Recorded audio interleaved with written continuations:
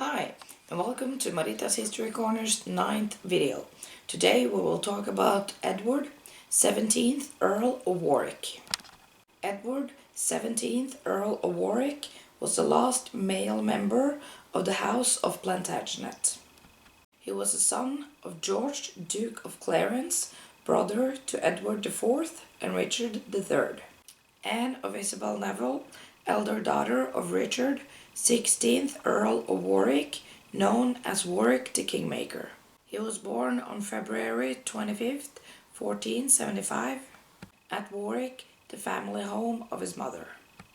The young Edward experienced a turbulent childhood. His mother, Isabel Neville, died a year after his birth of either consumption or childbed fever. And his father, George, Duke of Clarence, was executed in the Tower of London 2 years later by Edward IV in 1478. Edward and his older sister Margaret was left as orphans. He was created Earl of Warwick by Edward IV in 1478, shortly after the attainder and execution of his father.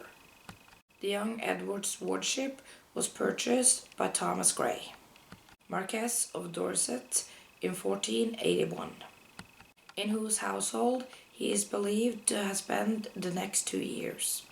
The Marquess of Dorset was the son of Queen Elizabeth Woodville from her first marriage. During the short reign of his uncle, Richard III, he was kept at Sheriff Hutton Castle in Yorkshire, as was Richard's nephew and heir, John de la Pole, Earl of Lincoln.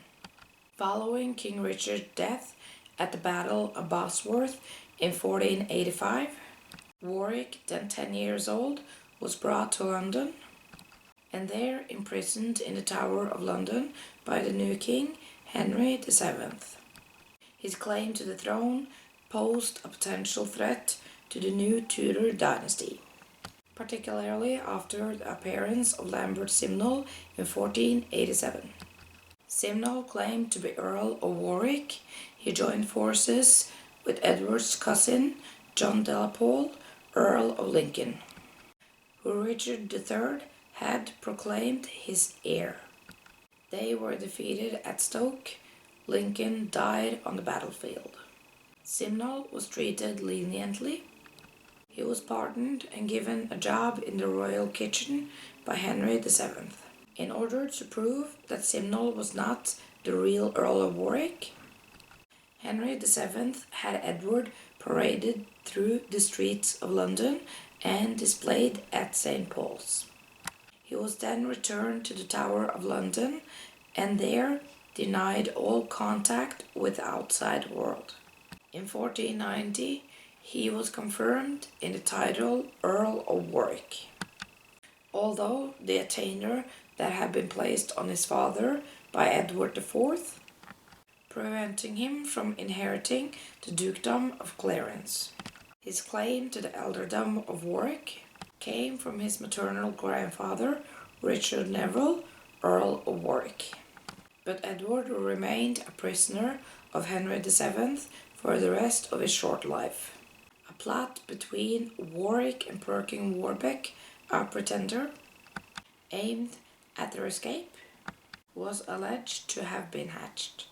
On November 21st, 1499, Warwick attended a trial before his peers at Westminster, presided over by John de Vere, Earl of Oxford.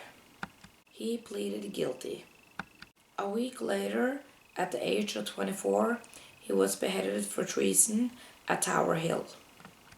Henry VII paid for his body and had to be taken to Bisham Abbey in Berkshire for burial.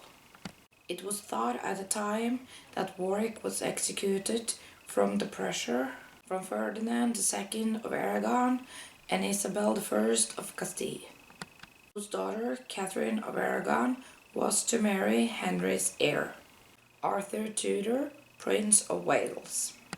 Catherine was later reported to feel guilty about Warwick's death, and that her trial later in life was punishment for that. She applied these mysteries and disasters to have specially happened for the death of Prince Edward Plantagenet, son of Duke of Clarence, brother to Edward IV, whom Henry VII put to death to make the kingdom more secure for his posterity, and to induce King Ferdinand to give his daughter, this Catherine, in marriage to Arthur. Upon Warwick's death, the House of Plantagenet became extinct in the legitimate male line. His sister Margaret, Countess of Salisbury, known as the last Plantagenet, survived until 1541, when she was executed for treason at the order of Henry VIII. Well, that was all for this time. Next video will be out September 29th, and it will be about Mary, Queen of Scots. So remember to subscribe and see you then.